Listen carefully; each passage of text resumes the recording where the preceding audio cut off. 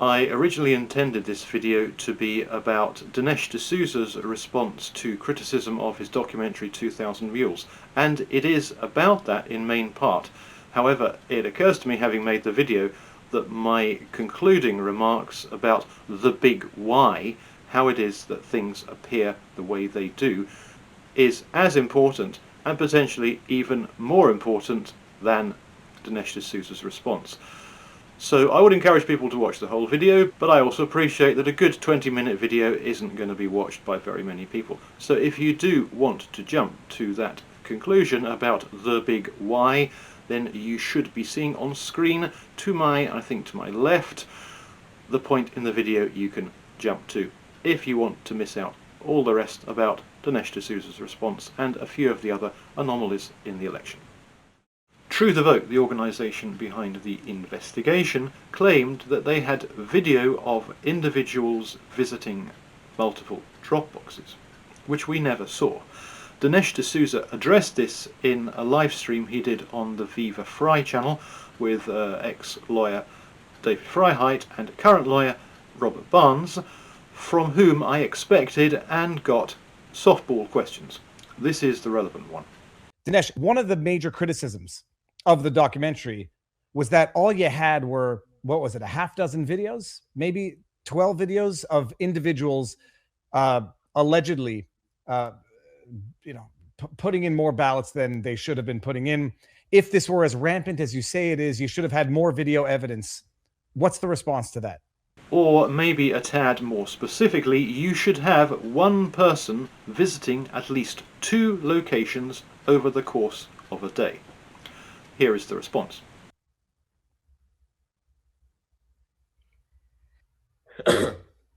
Well, yeah, sorry. It's very important to realize how little video is truly available. There are whole states, Wisconsin, that took no video at all. Now, remember, it is required in the election rules that you do video. These states said, we'll do it, we're going to do it. They didn't do it. Even the Zuckerberg money had the condition of doing video surveillance. There are other places, Arizona, Maricopa County, where they had video cameras and they were turned off. They were not functioning. As I mentioned, there are other places where you have cameras, but they're not pointed at the Dropbox. And so you can see absolutely nothing. That wasn't sloppy editing on my part there. I left D'Souza's huge great pause at the beginning in on purpose. Well, how dare they? How dare you ask me an actual question? So we've established that for the best of reasons, a lot of the video evidence actually wasn't there at all. There is no video evidence of the kind required, i.e. one person visiting at least 2 drop boxes. That evidence is not available. This is a problem because they said it was available. So we're seeing videos of one. Right. But each one of these, went to... On average, Do you have 23 video times. of the same guy going different places? Yes. And they said it in print as well. We do have video showing the same person at multiple drop boxes. We will soon be releasing all of the raw video footage so America can see for itself. We know that this was at best false and at worst a lie. For perfectly legitimate reasons, they don't have that video footage, but they said they did. Can we stop now? Do we actually need to go on any further, having established that they were giving false information and probably lying? Well, I'm going to go on anyway. Almost think of it this way. Out of every 50 drop boxes, 2 or 3 have surveillance. So our expectations have to come out of that. It's almost like, if I can give an analogy, you have a serial killer who goes to 10 different homes, kills 10 different people, and leaves his physical DNA at all of them. Obviously, in our case, we're not talking about physical DNA, we're talking about digital DNA, but let's grant that the validity of that analogy. However, only one of the 10 homes happens to have a video camera. And so you notice that he got to that home at 3 in the morning, you turn on the video camera, you look at 3 in the morning, there he is. So just as expected, the guy is on the scene and the validity of the DNA evidence is solid. In fact, most people will tell you in a murder trial that the DNA is better than the eyewitness evidence because the DNA doesn't lie. Now, obviously, with a cell phone, I can give the cell phone to my wife and maybe she's at the Dropbox, but that my cell phone is at that location is not open to reasonable doubt. What D'Souza is saying here is what we have is video clips of individuals going to one Dropbox, and you've seen many such. For example, this girl in Georgia posting her ballots in the ballot Dropbox wearing gloves, then dumping the gloves in the rubbish bin just behind her. We can't show her multiple visits because we don't have those videos, but why do you need that? You've seen that visit. And this, for example here, I'm not saying it is, but it could be, for example, that person's geolocation map of her passing within about 3 meters of 20 odd drop boxes, and the video you just saw was, for example, that visit there. Are you going to try to argue that that is a coincidence? She passes, for example, 20 drop boxes for which we have the DNA proof, as he calls it, the data, the geolocation data. For one visit, we have her bang to rights on video, and you're going to argue, oh, that's just a coincidence. All of the other locations, she just walked by. And that one, which you have the video proof of, well, that was the only occasion when she went to the Dropbox.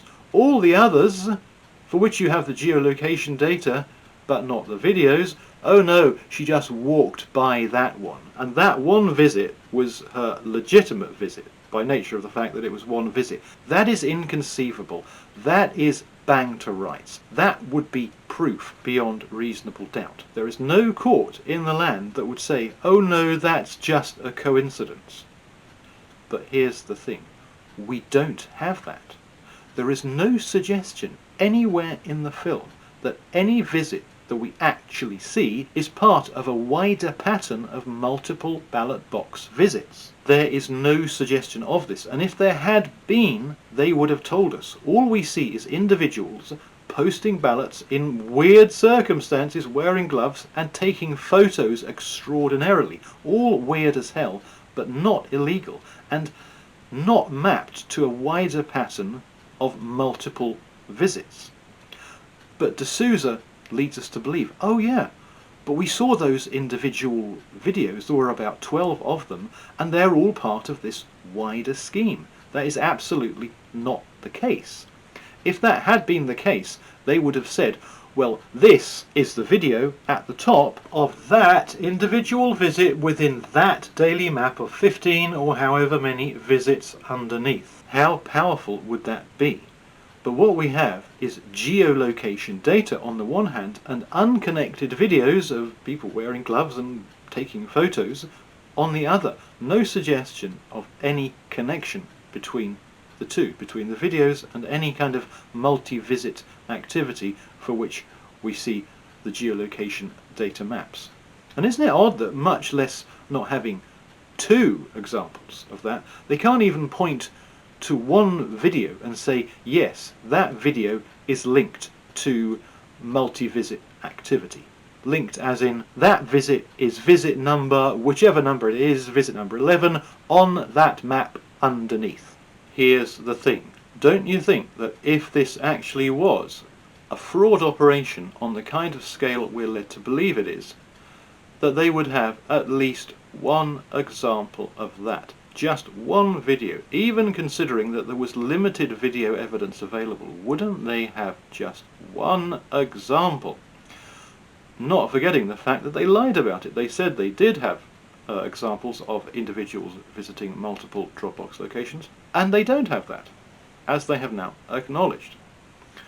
So that being the case, what is actually going on here?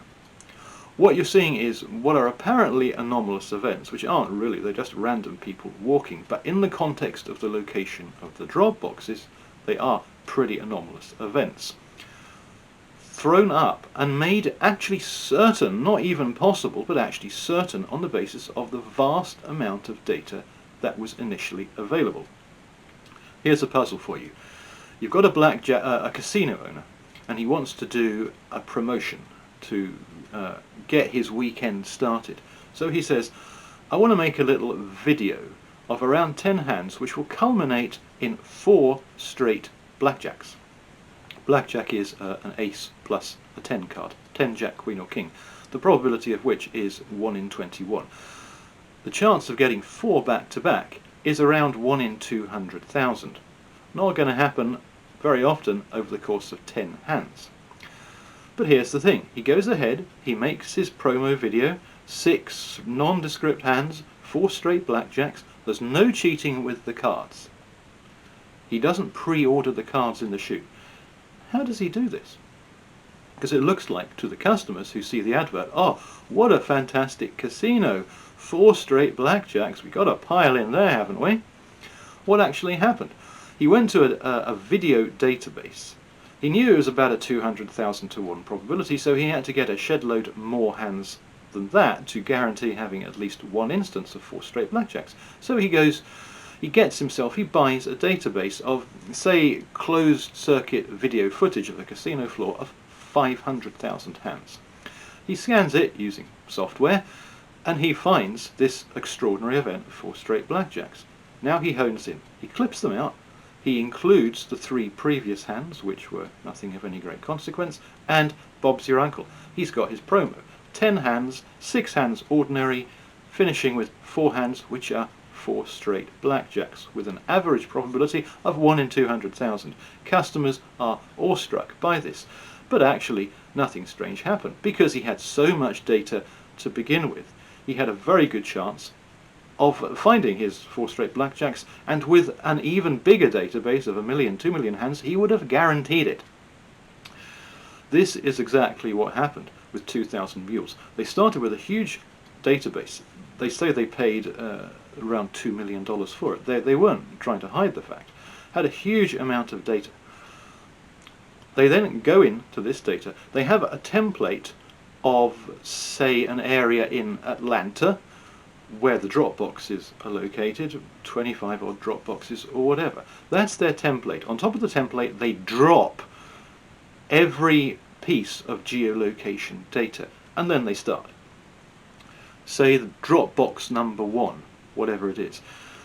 Absolutely vast numbers of people are of drop box number 1 because the data is huge. Now, where is drop box number 2? It's up there somewhere. Certain amount of people on the over the course of their daily activity, they will then go to Dropbox number 2, and a certain amount will fall away. So you'll now have fewer people at Dropbox number 2, having gone from 1 to 2.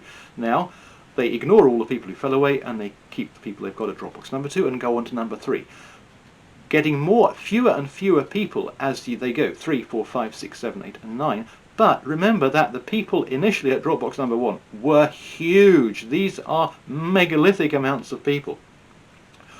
Once they get from 9 to 10, this is where they can start recording, publishing the data, because they set themselves a bar of at least 10 visits, they call them, passings by, in reality. At this point, they've got their data locked in. Everything from here is going to be part of the evidence. Some people at Dropbox number 10 fall away. Some people go to 11. They keep all those who carried on to 11. Now you've got people from 1 to 11, 12, 15, 20, 25, 30, however many. With enough initial data, you can cover the whole lot. With enough initial data, you guarantee. It is inconceivable that you would not get a certain amount of people going from 1 to 15 or 1 to 20. It couldn't be the case that you would not get that. It is guaranteed as long as you have enough data. And this is what has happened here. They've started with sufficient data to yield what looks like very anomalous results, in the same way that those 4 blackjack hands over the course of just 10 looked extraordinarily anomalous, but actually aren't, because you had so much data to begin with. Starting with such vast amounts of data, they have guaranteed people going from Dropbox 1 to 2 to 3 to 15 to 20. It actually can't not happen. And that is what has happened here. And people think, well, this is, how many visits in total did they talk about? I can't remember. So 1,500, 2,300, doesn't really matter. People say, what a huge amount of anomalies this is. This can't just be random. Forgetting that there was so much data to start with. Not only is it going to happen, it has to happen. It can't not happen. This then explains everything. Why then don't they have those videos which you kind of expect them to have if it's a fraud operation on the scale that they talk about, of people going from one Dropbox to another, to another, to another? Why don't they have that? Because that's not what's going on here. All this is people walking around as part of their average daily lives, performing what are in context anomalous events following these Dropboxes, but which aren't, because you have so much data, practically all the data in the world, not quite but nearly, to begin with. That's all you're seeing here, and that's the reality. It can't be any other way. It would be inconceivable for there not to be these patterns yielded from such a large amount of data, and the more data you have, the more anomalous events you will record. My advice here would be, 2000 Mules, I called it for the grift that it is at the beginning. That doesn't even need saying. From my own perspective, I really wouldn't worry about the 2020 election at this point. It's not going to go anywhere. Nothing's going to happen. Trump isn't going to somehow become president in retrospect. If somehow, somewhat miraculously, things emerge with regard to much more tangible things like signature verification, then it will be interesting to see. But it won't be anything more than of historical value at this point. Nothing's going to change. And there are going to be elections in November to the Congress and the Senate for people who are all interested in this thing in the UK, because it's all in the US. That's going to be happening in November. The Republicans are going to win. Are going to win the Congress by a lot, and they're probably going to take the Senate as well. And then in 2024, Trump is almost certainly going to stand, health and other things permitting. And there's very strong chances that the Republicans will win in 2024, and that Trump will have his second term, at which point, what's not to love? We'll have had 4 years of laughing at Biden, and Trump will get his second term, rendering any anomalies that there were about the 2020 election result completely irrelevant, because he'll have his second term. I would focus on things going forward and not worry about any issues about the 2020 election at this point, because there's no practical value in that at this point. This wasn't what it was presented as. This was not mass fraud demonstrated in the 2000 Mules documentary. It wasn't that. All you had was what seemed to be strange things, in the same way that those 4 blackjack consecutive hands seem strange, but which actually are not strange in the context of the vast amount of data that they started out with. That is the reality of what you have here. I know a lot of people really want to believe, but it's much. But if you carry on down that path, you just waste time. If you're believing in God, well, that's a different thing. You spend your whole life believing in it, then that's your reality. Great. But when it's a practical matter, when it's a day-to-day matter, you could so much better spend time focusing on things which can actually make a difference, whatever they could be in terms of your input towards the the November Congress Senate races and the 2024 election. So much time could be so much better employed looking towards those, and not wasting time or giving any money to grifters who are making claims about election irregularity, which, though there may well have been irregularities, weren't the ones they were claiming.